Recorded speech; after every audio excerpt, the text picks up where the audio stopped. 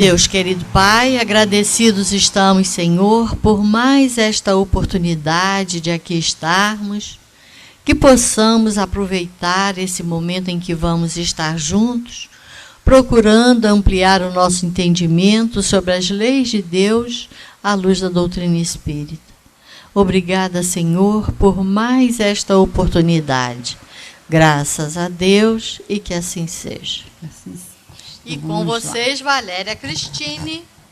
Vamos lá. Boa noite a todos, né? A todos que vão nos assistir aí no YouTube, no Facebook, né? Porque a gente sabe que hoje é uma data que está todo mundo aí com afazeres, mas depois fica aí, né? Para a posteridade, para quem quiser assistir. E o tema, né, que a Ângela falou da palestra é uma conversa fundamental. E por que esse tema? Porque eu pensei em trazer hoje uma letra de uma música. E uma vez uma pessoa me disse assim, nossa, tem letras de música que, se você parar para pensar, parece que são verdadeiras psicografias, né? A inspiração daquele artista para compor aquilo ali. E essa letra dessa música é um exemplo desse, né? Porque é uma inspiração. É uma música de Gilberto Gil, chamada Se Eu Quiser Falar com Deus. Né? Acho que todo mundo conhece aqui, todo mundo já ouviu essa lindíssima canção. E aí eu pensei nessa música hoje, falei, eu vou levar essa música e vou fazer uma correlação, né, com os fatos, o que o Gilberto Gil aqui, né, quis dizer. Claro que cada um, né, pode ver aqui, ler a sua interpretação, mas qual a relação, né, que eu consegui ver com a letra dessa música com a doutrina espírita. Então, a gente vai fazer essa correlação. E lembrei da palestra da Ângela que ela fez, né, já nesse mês, falando da importância da prece. O Washington, na semana passada, falando sobre o passamento, né, a gente sabe o quanto é importante a prece.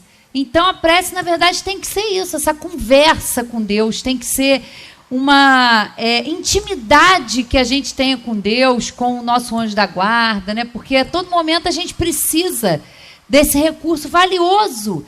E muitas vezes a gente está envolvido numa situação que nos causa muita aflição e a gente não sabe o que fazer. E aí a gente tem que se lembrar, né, da prece, a gente tem que se lembrar dessa conversa com Deus, porque é uma conversa fundamental, né? E aí, vamos ler aqui toda a letra de uma vez, depois nós vamos por partes aqui. Se eu quiser falar com Deus, tenho que ficar a sós, tenho que apagar a luz, tenho que calar a voz, tenho que encontrar a paz. Tenho que folgar os nós dos sapatos, da gravata, dos desejos, dos receios. Tenho que esquecer a data, tenho que perder a conta, tenho que ter mãos vazias, ter a alma e o corpo nus. Se eu quiser falar com Deus, eu tenho que aceitar a dor, tenho que comer o pão que o diabo amassou, tenho que virar um cão, tenho que lamber o chão dos palácios, dos castelos suntuosos do meu sonho. Tenho que me ver tristonho, tenho que me achar medonho, e apesar de um mau tamanho, alegrar meu coração. Se eu quiser falar com Deus, tenho que me aventurar, tenho que subir aos céus sem cordas para segurar. Tenho que dizer adeus, dar as costas, caminhar, decidido pela estrada, que ao findar vai dar em nada, nada, nada, nada, nada, nada, nada, nada, nada, nada do que eu pensava encontrar. Né? Olha a letra dessa música. Falei, gente, é muito rica. A gente pode tirar muita coisa daqui, né? Então eu dividi ali alguns trechinhos para ir, né, a gente estudando aqui. Então vamos lá, ó. Nesse trecho aqui, se eu quiser falar com Deus, tenho que ficar a sós, tenho que apagar a luz, tenho que calar a voz, tenho que encontrar a paz, né? É preciso o recolhimento, é preciso acalmar a nossa mente, né, que é tão agitada. Meus queridos, nesses últimos dias, né, parece que do dia 15 de dezembro até o dia 31, a gente tem a sensação, tem hora que o mundo vai acabar, porque é tanta confusão, é tanta correria, é tanta agitação, e às vezes é tanto consumismo, é tanta loucura, que a gente, quando chega na data do Natal, a gente está exausto, a gente está cansado. E a gente tem essa dificuldade de lembrar de quem é o aniversariante, né? A gente sabe que é uma mera convenção essa data, mas, né, a gente está no mundo, então o mundo tem as suas convenções e a gente está na sociedade, faz parte, né? Faz parte da sociedade, né? Das convenções. Mas a gente precisa disso, desse recolhimento, desse acalmar a mente. Porque como que a gente consegue, às vezes, né? Os espíritos falam, quantas vezes nós orientamos vocês, quantas vezes nós intuímos, mas vocês não escutam, porque vocês estão sempre muito acelerados, com a mente muito acelerada. Então é preciso esse recolhimento. E aí, na questão 658, Kardec pergunta, né, aos espíritos: a prece é agradável a Deus? E eles vão nos responder que a prece é sempre agradável a Deus quando ditada pelo coração, porque a intenção é tudo para Ele. A prece do coração é preferível à que podes ler, por mais bela que seja, se a leres mais com lábios do que com o pensamento. A prece é agradável a Deus quando é proferida com fé, com fervor e sinceridade. Não creais, pois, que Deus seja tocado pelo homem vão, orgulhoso e egoísta, a menos que a sua prece represente um ato de sincero arrependimento e de verdadeira humildade, né? Então aqui a gente já vê, né, que o que determina a qualidade de uma prece é o sentimento que a gente coloca. Não é um número de palavras, não são palavras repetidas, não é o lugar onde a gente está. Então a gente vê que a todo momento a gente pode estar em prece, a gente pode estar com essa conexão com o nosso anjo da guarda, com essa espiritualidade que está aqui sempre a nos ajudar, né? Então a intenção é tudo, né? E aí eles na 650 perguntam assim, ó: a prece torna o homem melhor? E os espíritos vão responder: sim, porque aquele que faz preces com fervor e confiança se torna mais forte contra as tentações do mal. E Deus lhe envia bons espíritos para o assistir. É um socorro jamais recusado quando pedimos com sinceridade, né? Nós sabemos, meus queridos, que nós estamos num processo evolutivo. Nós somos espíritos ainda com muito orgulho, com muito egoísmo, com muita vaidade, né? Todas essas paixões que precisam ser trabalhadas, que precisam ali do nosso cuidado, da nossa atenção, da nossa observação, né?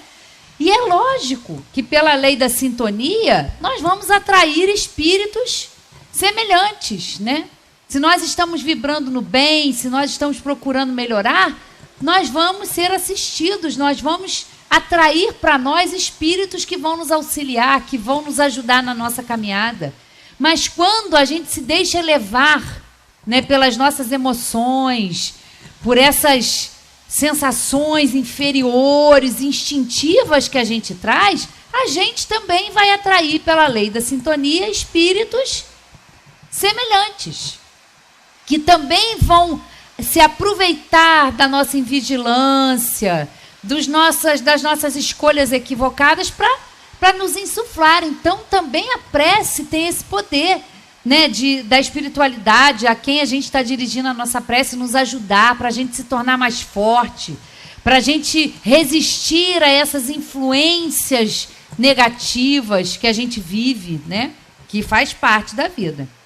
E aí no Evangelho segundo o Espiritismo, a gente vai ver lá também um itemzinho que fala sobre a prece, lá no capítulo, vamos lá, 27. Está aqui. Os Espíritos falam o seguinte, ó: Jesus definiu claramente as qualidades da prece. Quando orardes, diz ele, não vos ponhais em evidência, Antes orai em secreto. Não afeteis orar muito, pois não é pela multiplicidade das palavras que sereis escutados, mas pela sinceridade delas. Antes de orardes, se tiverdes qualquer coisa contra alguém, perdoai-lhe, visto que a prece não pode ser agradável a Deus, se não parte de um coração purificado, de todo sentimento contrário à caridade. Ora, enfim, com humildade, como o publicano e não como orgulhoso, como o fariseu. Examinai os vossos defeitos, não as vossas qualidades, e se vos comparardes aos outros, procurai o que há em vós de mal, né? Então a gente vê a importância da prece, né? Porque não adianta às vezes a gente orar com o coração cheio de ódio, com o coração cheio de raiva, né? E às vezes a gente está se sentindo assim. Então é preciso que a gente se acalme, que a gente se harmonize, para que a nossa prece também, né, atinja o objetivo, né? Seja orar por a gente mesmo, seja orar por um ente querido, né? A gente sabe que nessa época agora que a gente está, a gente tem, né, muita lembrança dos nossos queridos que já se foram, né? A gente sabe que essa convivência ela não é interrompida pelo processo da morte, do desencarne, né?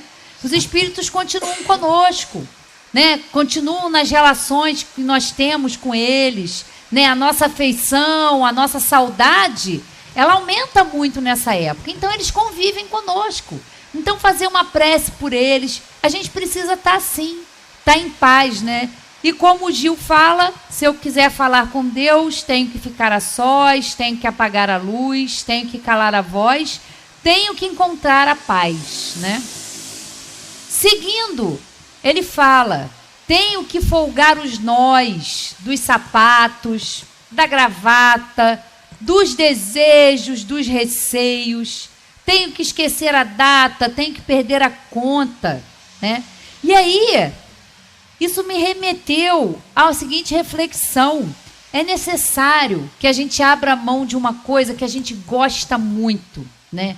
E que anda de mãos dadas com orgulho, que é o controle, né? Como a gente gosta de controlar as situações, como a gente gosta de controlar as outras pessoas, né?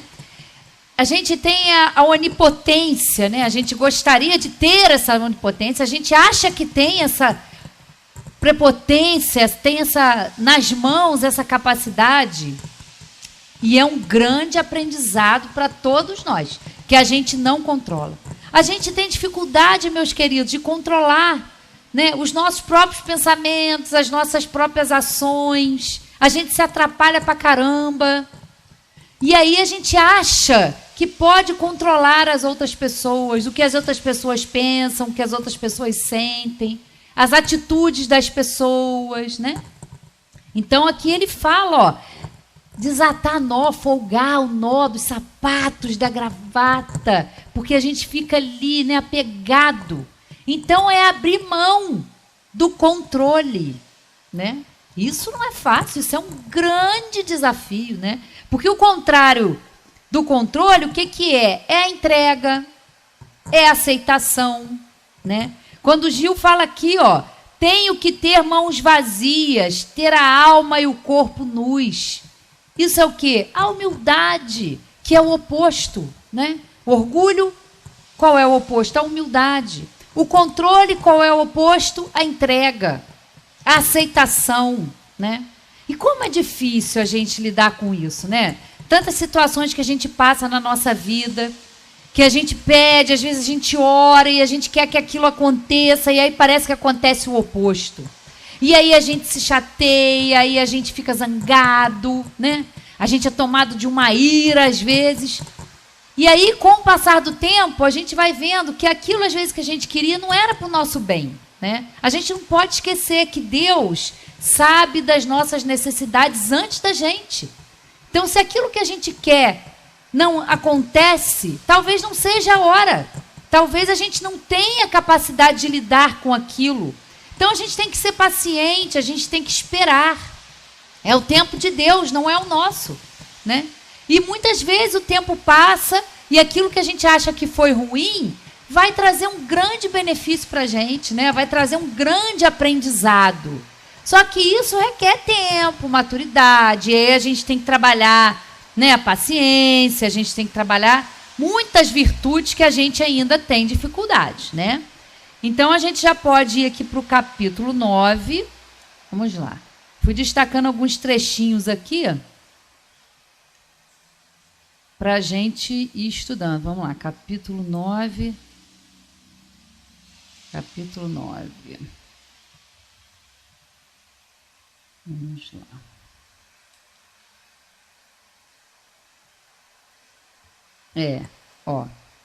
Tá lá os bem-aventurados, né, que são brandos e pacíficos, né? Tem lá um trechinho, ó, sobre a obediência e a resignação. A doutrina de Jesus ensina, em todos os seus pontos, a obediência e a resignação. Duas virtudes companheiras da doçura e muito ativas, se bem os homens erradamente as confundam com a negação do sentimento e da vontade.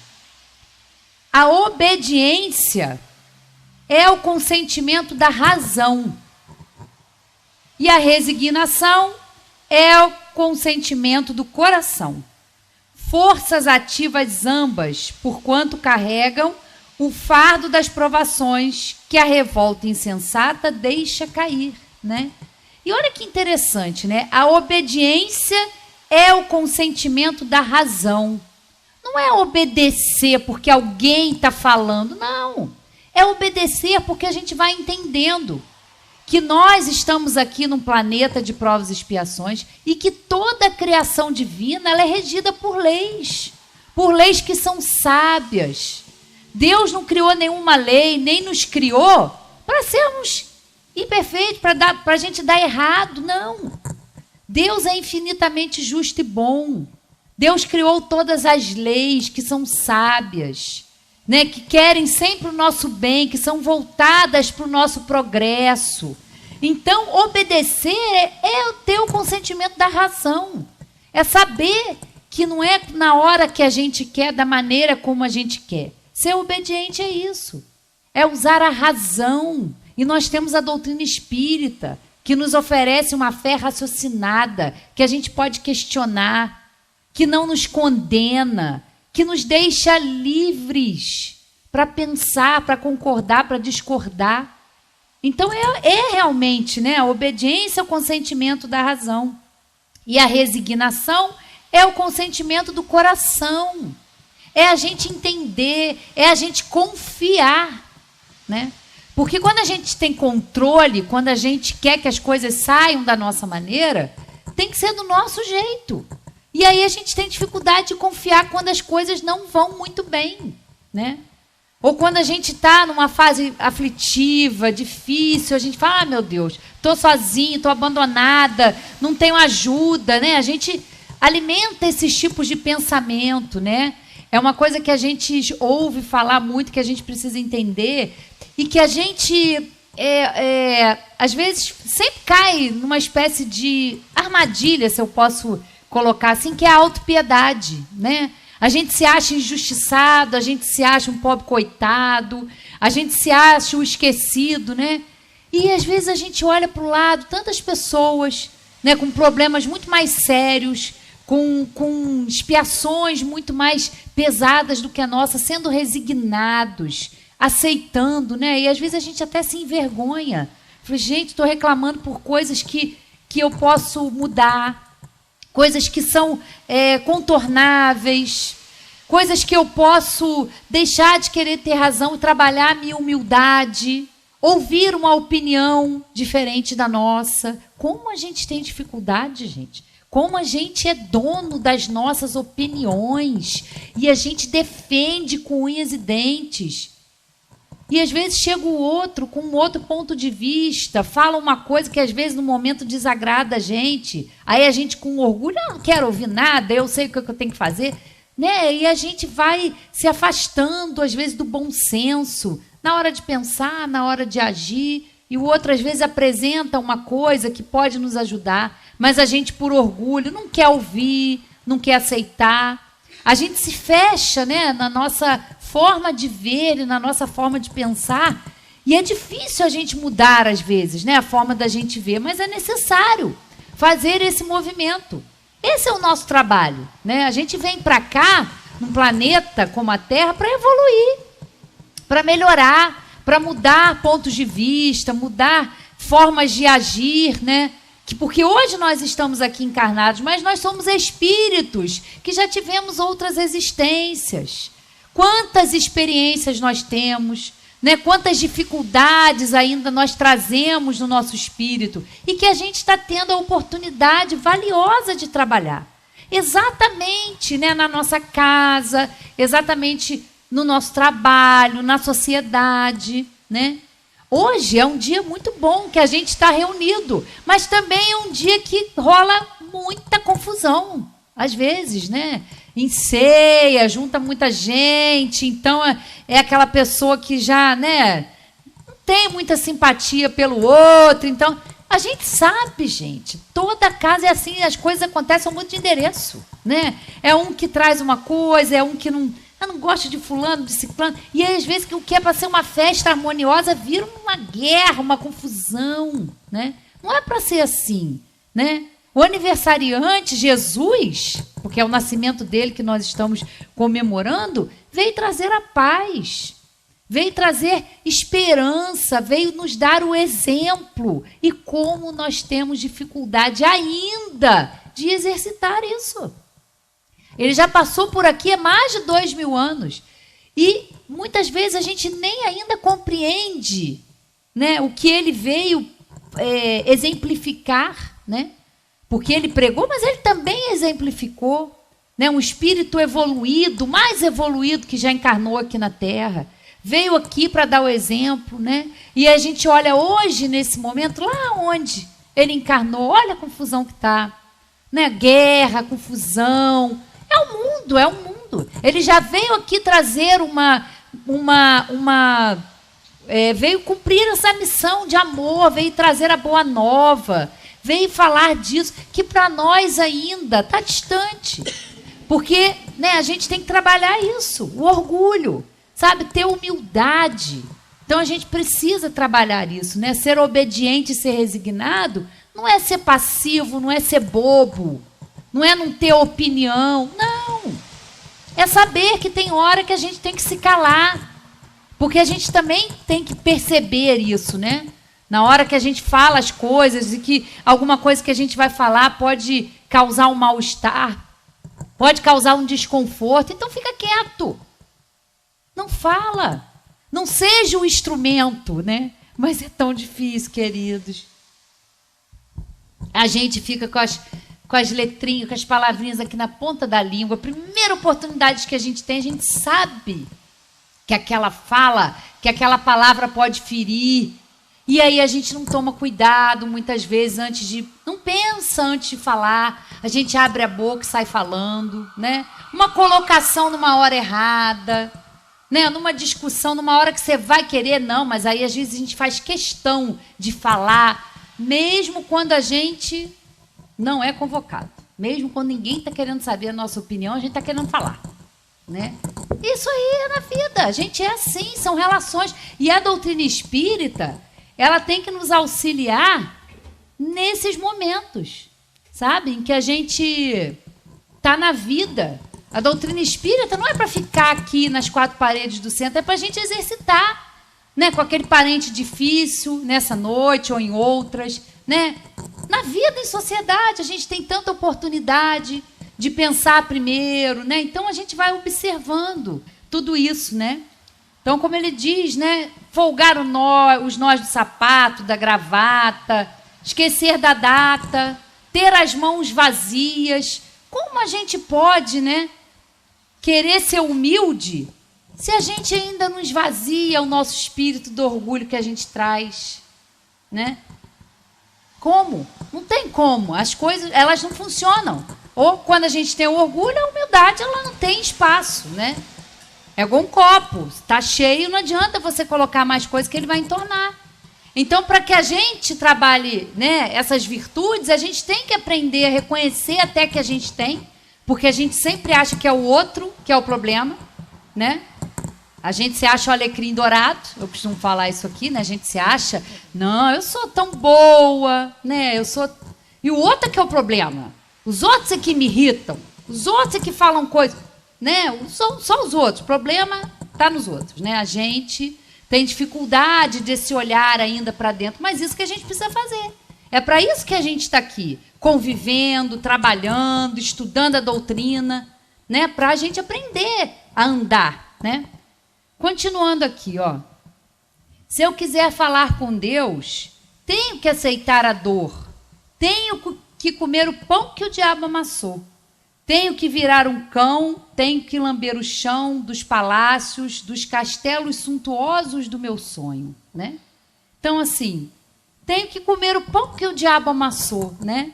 Isso, para nós, é entender que nós estamos aqui num processo evolutivo. E agora, a nossa encarnação é necessária num planeta de provas e expiações. É a Terra. Ela é a oportunidade necessária. Não vai ser assim para sempre. Quando a gente estiver melhor, quando a gente já estiver evoluído, a gente vai para outros planetas mais evoluídos, e de planeta em planeta, de evolução em evolução, a gente vai fazendo a nossa caminhada, né? E aí, vamos aqui para o Evangelho, ver o que os Espíritos nos falam aqui sobre o capítulo 4. Vamos lá. Tá aqui.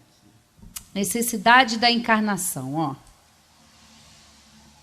É um castigo a encarnação e somente os espíritos culpados estão sujeitos a sofrê-la? O que a gente tem que fazer aqui? Por que a gente tem que comer o pão que o diabo amassou? Né? Por que a gente tem que provar? Qual é a finalidade disso? É castigo de Deus? Vamos lá, ó. Olha lá.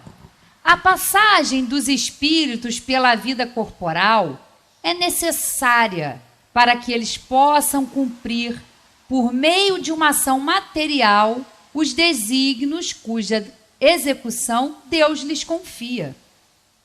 É-lhes necessária a bem deles, visto que a atividade que são obrigados a exercer lhe auxilia o desenvolvimento da inteligência.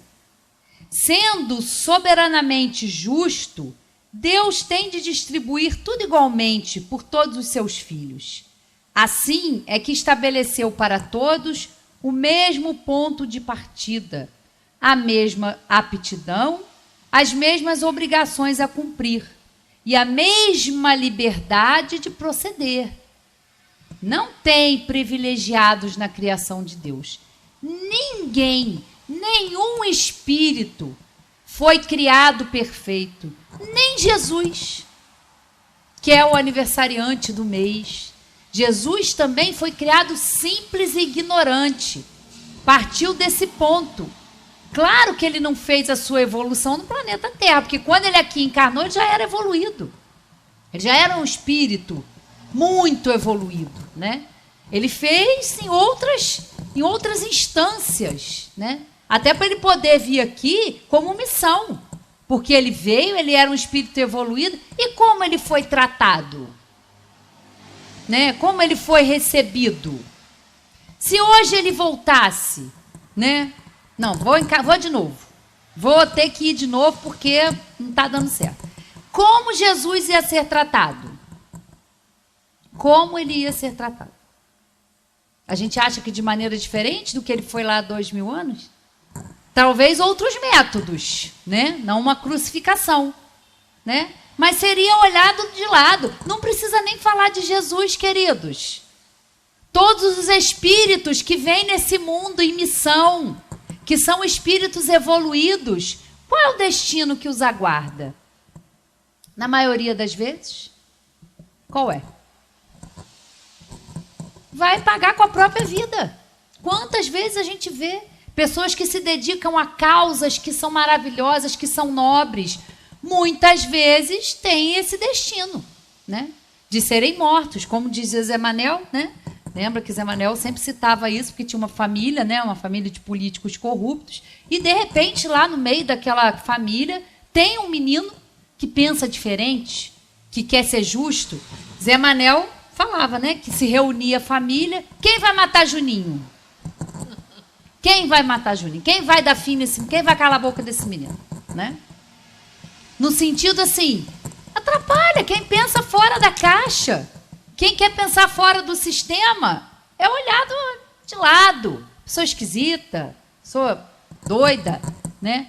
Quantas a humanidade, né? Quantos aí cientistas, quantas pessoas que avançaram em todas as áreas do conhecimento, que quando traziam uma nova ideia, eram tidos como loucos. E depois as pessoas viam que ele estava certo, com o avanço, né? Então, é para isso, para a gente evoluir. Qualquer privilégio seria uma preferência, uma injustiça. Não tem preferência na criação de Deus. Mas a encarnação, para todos os espíritos, é apenas um estado transitório. Esse aqui é um estado transitório. É uma tarefa que Deus lhes impõe quando iniciam a vida, como primeira existência, do uso que farão do livre-arbítrio. Os que desempenham com zelo essa tarefa transpõem rapidamente e menos penosamente os primeiros graus de iniciação, e mais cedo gozam do fruto de seus labores. Os que, ao contrário, usam mal da liberdade que Deus lhes concede, retardam a sua marcha, e tal seja a obstinação que demonstrem, podem prolongar indefinidamente a necessidade da reencarnação. E é quando se torna um castigo, né? Então, olha o objetivo da gente estar encarnado. É para a gente evoluir. É para a gente sair desse estado de simplicidade, de ignorância e ir avançando em conhecimento, né, em desenvolvimento intelectual, em desenvolvimento moral. Cada nossa estada na Terra ou em outra morada da casa do Pai, ela é fantástica. Ela é útil, ela é necessária para o nosso crescimento. Ninguém está castigado, ninguém está esquecido. E é bom que a gente sempre lembre disso, meus queridos. Porque quando a gente olha muitas vezes em momentos da nossa vida, que a gente se deixa abater pelo desânimo, de olhar que está tudo errado, a gente tem um olhar de olhar para tudo, né? Tudo errado, tudo imperfeito, a gente se lembrar de quem foi que criou tudo isso e qual é o objetivo, né? Nessa época a gente vê tantas pessoas necessitando, tantas pessoas que só podem ter um alimento porque dependem da boa vontade de alguém, né? Das doações, dos trabalhos voluntários que são feitos, né? E a gente olha, essas pessoas estão esquecidas, né? Será que Deus não está nem aí? Será que está todo mundo abandonado? Não. É porque nós temos dificuldade, às vezes, de ver o contexto, né, maior. A gente fica com um olhar muito restrito, né? Mas o que a gente deve fazer? O que tiver ao nosso alcance. Se você pode auxiliar uma pessoa com uma cesta básica, com uma conversa, com um abraço, com um cumprimento, com uma prece, tantas formas a gente pode ajudar, né? Não é só com dinheiro. As pessoas acham que se fazer a caridade, e entendem caridade dessa forma, como se fosse só a caridade material, né? Fora da caridade não há salvação, mas a maior caridade e a mais difícil, qual é? Né? É a indulgência, é o perdão das ofensas, né? É se colocar no lugar do outro. Como é difícil a gente perdoar, né? Porque como a gente é muito orgulhoso, muito dono de si, a gente sempre acha que o problema é o outro. Então, o outro que me ofendeu, se quiser, ele que venha até a mim. Peça desculpas, não é? A gente age dessa forma, né? E quando a gente perdoa, é libertador, porque a gente carrega aquilo com a gente. A dificuldade é nossa, né? E quando a gente toma essa consciência que a questão não é o outro, e sim a gente, Na hora a gente não quer, na hora o nosso orgulho grita. Não, não é assim, mas é assim. Mude você. Observe a sua postura, observe a sua maneira de ser no mundo. Não observe o outro, porque a responsabilidade vai ser do outro. Então faça o que estiver ao seu alcance. Hoje o que eu posso fazer é isso. Então faça. Aproveite qualquer oportunidade no seu dia a dia de fazer o bem. Qualquer uma. Nenhuma atitude de amor, de bem, de simpatia é desperdiçada. Nada é desperdiçado. Nenhum bem que a gente faça é em vão. Nenhum. Né? É às vezes um olhar para uma pessoa, né, que se acha invisível e você dá um bom dia. Gente, isso é transformador. Gentileza gera gentileza. Isso parece que está esquecido, né? Os bons modos que nós aprendemos parece que está fora de moda, mas não deve estar fora de moda, né? A gente tem que observar as nossas atitudes, né? E é isso aqui, ó, entender tudo isso, né? É um momento atual que nós estamos, como espíritos, num planeta como a Terra, onde o mal ainda prevalece, mas muitas coisas boas também acontecem. Muita gente está fazendo bem, não só agora nessa época, né? Tudo, muitas coisas estão acontecendo, mas depende do nosso olhar, né? Depende do nosso olhar. Se nós estamos bem, em harmonia, nós vamos olhar o bem. Se nós estamos maus, desarmonizados, desequilibrados, nós vamos ser aí instrumentos de desequilíbrio, de desordem também, né? É como Jesus falava, o escândalo há de vir, mas ai daquele que for instrumento, porque é a nossa responsabilidade, né?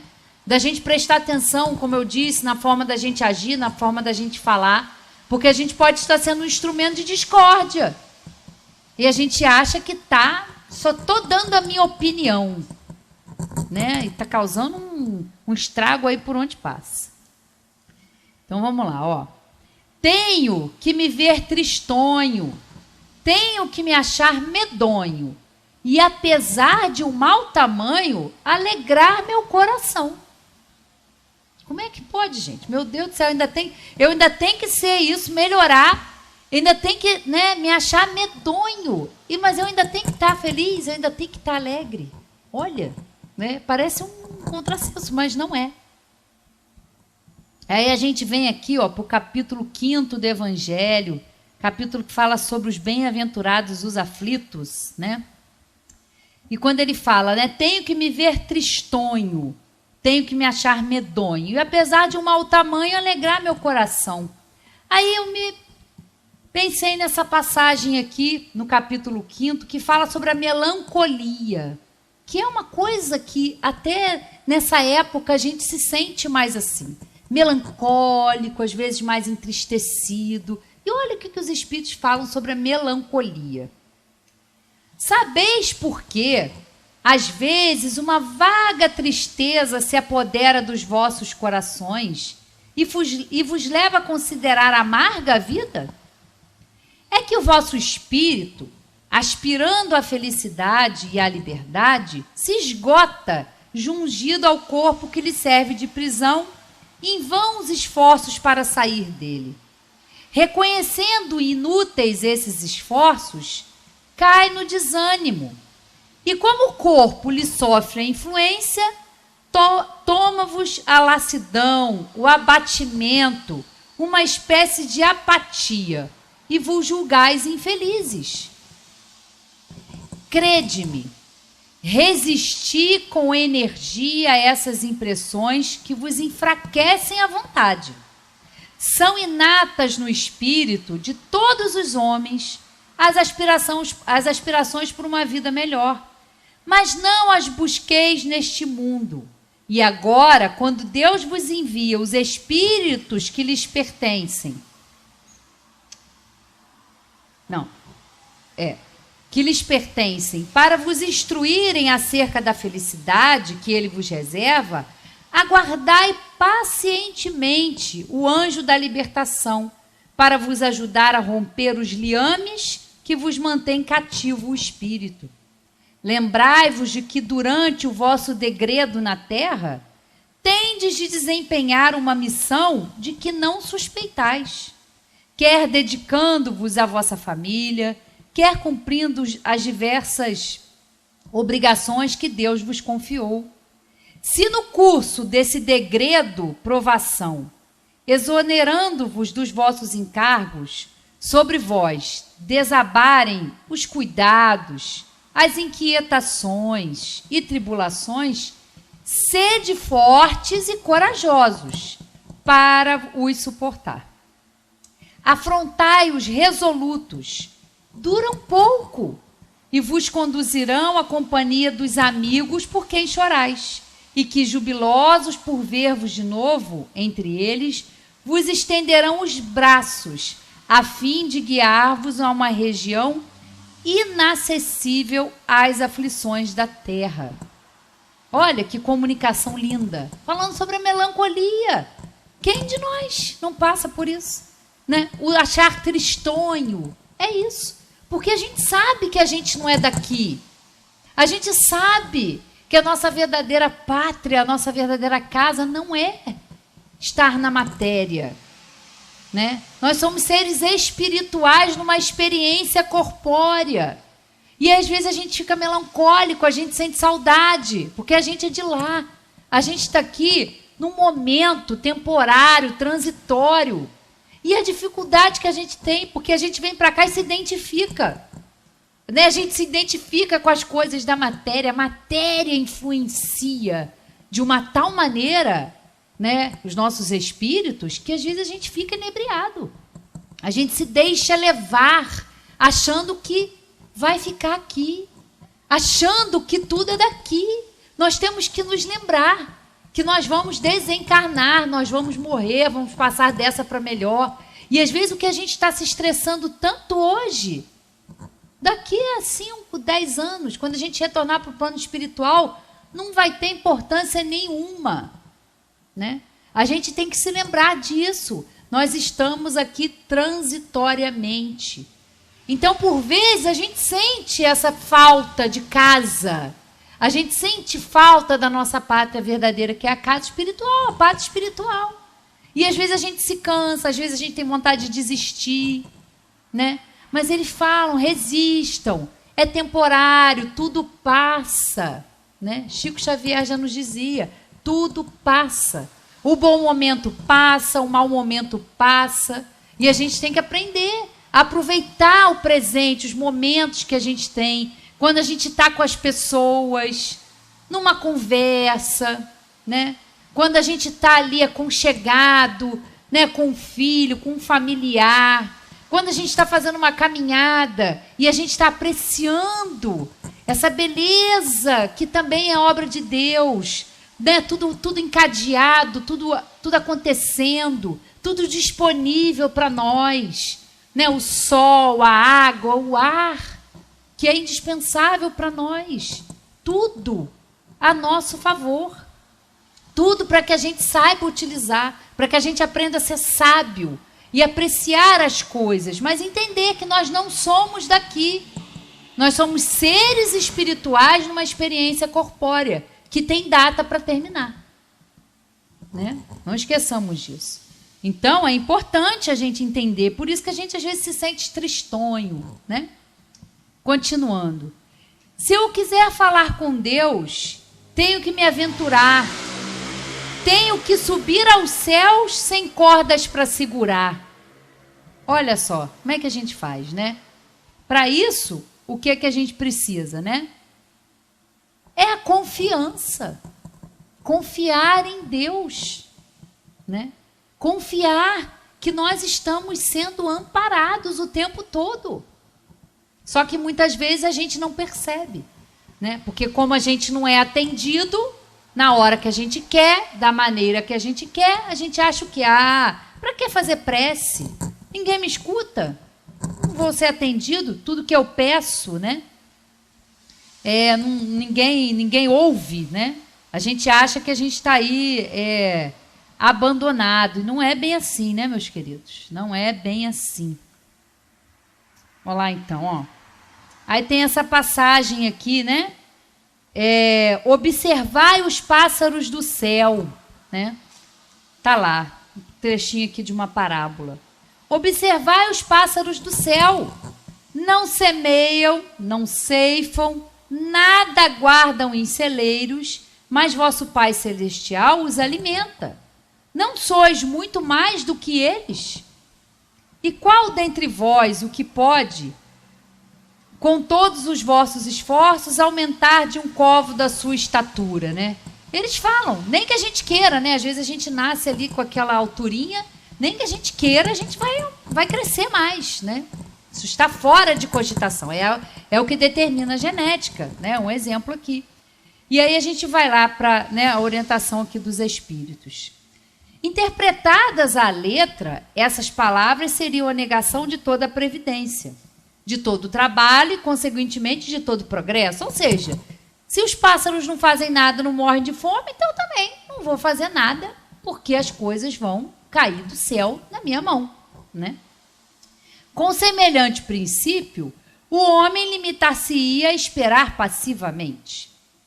Não se deve, portanto, ver nessas palavras mais do que uma poética alegoria da providência, que nunca deixa ao abandono os que nela confiam, querendo, todavia, que estes, por seu lado, trabalhem, né?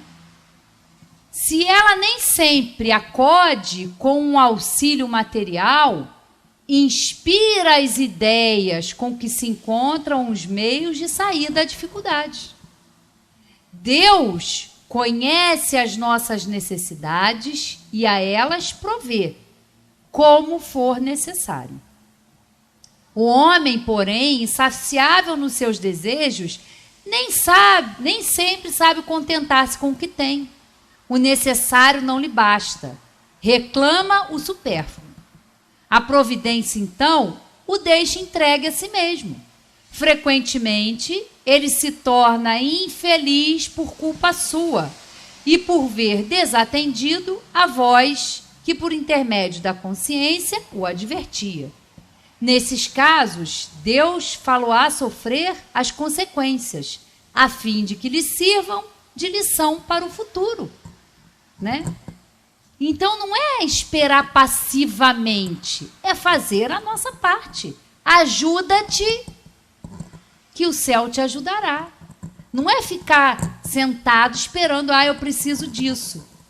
Vai agir, vai procurar, busca e você vai achar.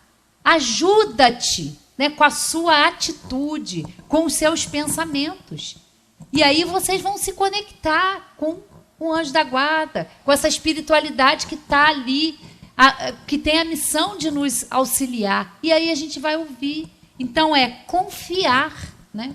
É subir aos céus sem corda para segurar, né? É a confiança que a gente tem que ter em Deus, porque Ele sabe das nossas necessidades. Se a gente não é atendido naquele momento, vamos ter paciência de esperar, de aguardar, mas a gente é ansioso, né? A gente quer tudo para ontem, a gente tem pressa. Não sei para que tanta pressa, mas a gente tem pressa, né? A gente é tão apressado para tanta coisa. Então, e para a gente terminar, tenho que dizer adeus, dar as costas, caminhar, decidido pela estrada, que ao findar vai dar em nada, nada do que eu pensava encontrar, né? E aí esse trechinho aqui me remeteu a gente a uma passagem aqui do Evangelho que fala sobre a verdadeira propriedade, né? O que realmente nós temos, né? Está lá, ó, no capítulo, não se pode servir a Deus e a Mamon, né? A verdadeira propriedade. Eu acho uma das mais belas comunicações aqui do livro do Evangelho. A verdadeira propriedade. O homem só possui em plena propriedade aquilo que lhe é dado levar deste mundo. O que a gente leva deste mundo, queridos? O que nós levamos deste mundo. Do que encontra ao chegar e deixa ao partir, goza ele enquanto aqui permanece. Forçado, porém, que é abandonar tudo isso, não tem das suas riquezas a posse real, mas simplesmente o usufruto. Que é então o que ele possui? Nada do que é de uso do corpo. Nada de que é de uso do corpo. Tudo o que é de uso da alma. A inteligência, os conhecimentos, as qualidades morais. Então, o que nós temos de verdadeiramente, de propriedade, que a gente pode, é meu, é isso aqui, ó. A inteligência, os conhecimentos, as qualidades morais. Isso é nosso. Isso é a nossa verdadeira propriedade. É isso que vai nos acompanhar, é isso que nós vamos levar de volta para o plano espiritual.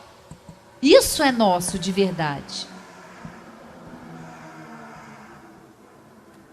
Isso, o que ele traz e leva consigo.